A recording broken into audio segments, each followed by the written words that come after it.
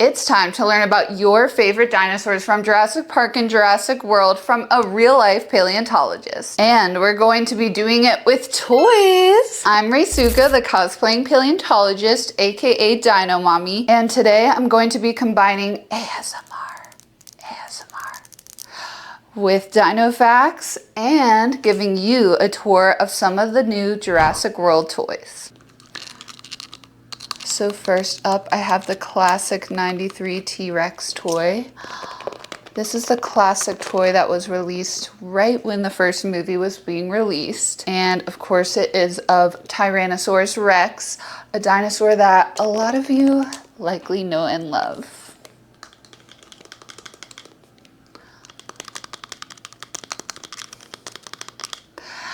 Now the jaw on this toy does open and close. And the really cool thing about this toy is that you can put a little figure inside the mouth.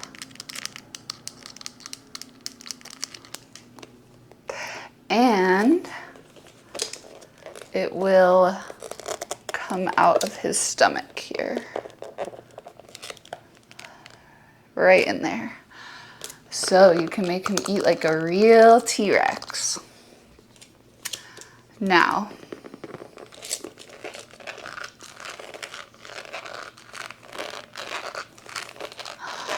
this T-Rex, like I said, it's from the classic 93 edition of toys. So when this came out, dinosaur science was nowhere near at the level of sophistication that it is today. We know a lot more about dinosaurs now than we did back in 93. So when Jurassic Park first came out, the T-Rex looked something like this. It was a little bit more of a green color. But basically it was covered in scales, it was pretty slow, and you could basically not move a muscle according to the first Jurassic Park movie, and the T-Rex would not be able to see you. That's how a lot of the main characters were able to survive this thing. It also moved pretty slowly, right? It wasn't able to catch up to a Jeep or even just the characters running all the time. So that's what the first Jurassic Park presented to us. And that's what's represented in this toy here. Now, of course, I love the classic design, but dinosaur science shows us that there's a lot that we got wrong about the T-Rex. So first of all, T-Rex likely would have been covered in feathers. Its closest relatives, the main one being Eutyrannus, are covered in feathers in several fossils.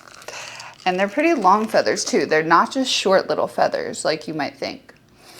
So we do currently think that T-Rex was probably covered in some long, primitive type of feathers, like bristly feathers. They probably would have looked more like bristles, is what I'm trying to say, than they would like the feathers you all know about and love today.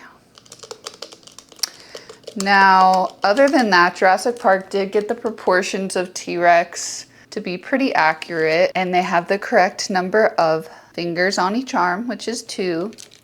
They made the arms short like they would be in real T-Rex, and they have the correct number of toes facing forward, which would be 3. And that's something that is present in all theropod dinosaurs, which are basically the dinosaurs that include all of the carnivorous dinosaurs, all of the bird-like dinosaurs like T-Rex, Carnotaurus, Velociraptor, Deinonychus, etc., Spinosaurus. And in the movie and even on this toy, they do have the 4th toe facing backwards, which is pretty much correct. But other than not having feathers, they still got a lot wrong about the T-Rex in the movie. We've been able to research dinosaurs, especially T-Rex, a lot since the original Jurassic Park came out. And we have found that T-Rex would have been able to run at 20 to 25 miles per hour. Now that might not seem very fast, but it's super fast when you consider that even the best of the best human athletes can run at about 14 miles per hour tops. Absolute tops, probably less than that. So most people are not going to have any way of outrunning this big boy. The other thing is that T-Rex would still be able to see you even if you did not move a muscle. That's right. So it doesn't matter how still you are, how quiet you are, T-Rex definitely had a really good sense of smell, and we can actually tell that by looking at CT scans of its skull. We can then use those CT scans to reconstruct what its brain would have looked like. And the olfactory portion of the brain, which is the part of the brain that processes sense of smell, was very large for T-Rex. And T-Rex also probably had great vision. So with these two things, T-Rex would always be able to find you in no time, and you wouldn't be able to outrun it.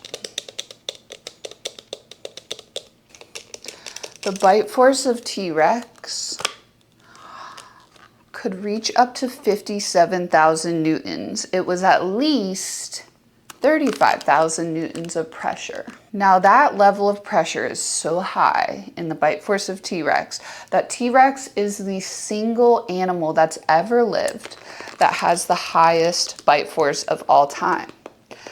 And it's second only to Megalodon, the giant shark.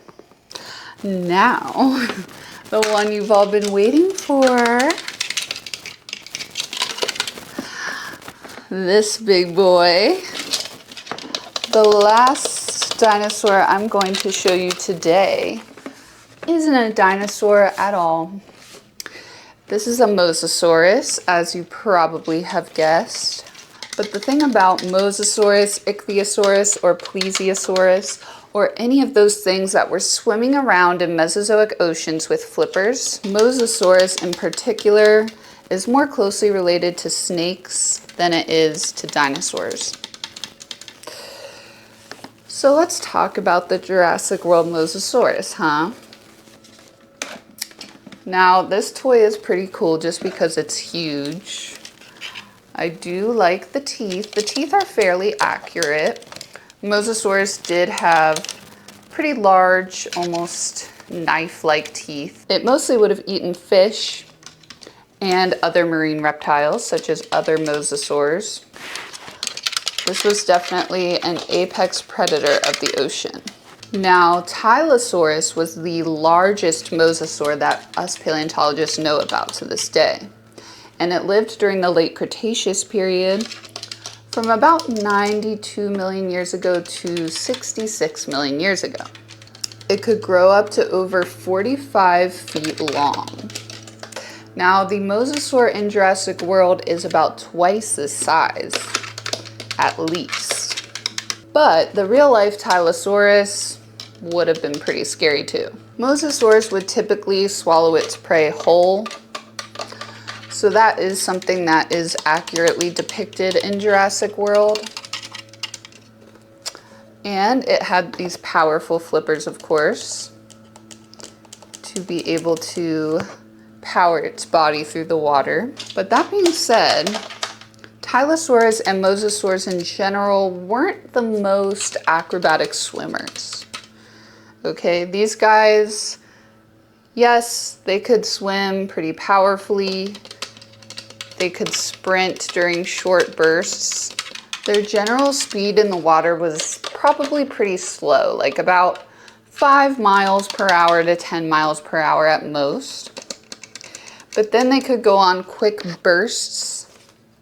We're not sure exactly how long these bursts would last, but they could have bursts of speed that possibly got up to 40 miles per hour. Now that's extremely fast. Personally, I think they probably would have been able to sprint at sort of a lesser speed, maybe 20 to 30 miles per hour. But again, it's kind of like a crocodile or alligator where they really could only do that for a short period of time before having to conserve their energy and swim at a lower speed. And because of this, they weren't really acrobatic swimmers. And on top of that, the other feature that makes these guys not very acrobatic is the way that their tail is set up. Now, if you think of a dolphin or a whale, their tail is going to be the opposite of this. This is sort of the setup of a fish tail, right? It's flat on either side of the body rather than being flat from back to belly, like it would be for dolphins or whales.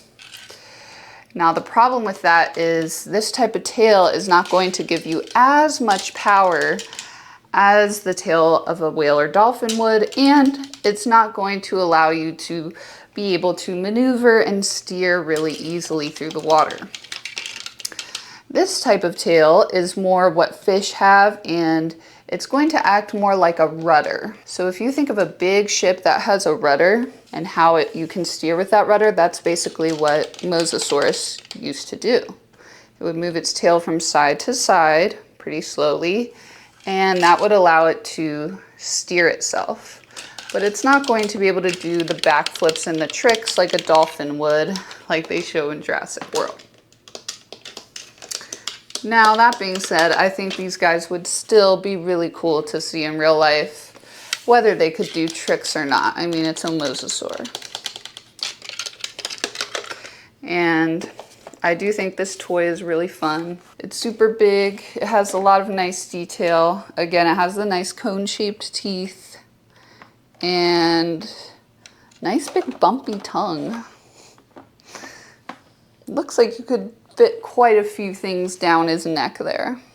So with that being said, that's all I have for you today. Let me know if I should do more of these and get some more Jurassic World and Jurassic Park toys to talk about with you guys. Remember to like and subscribe for the latest dinosaur science and news and more from your unhinged Dino Mommy. I love you. Bye-bye. Mwah!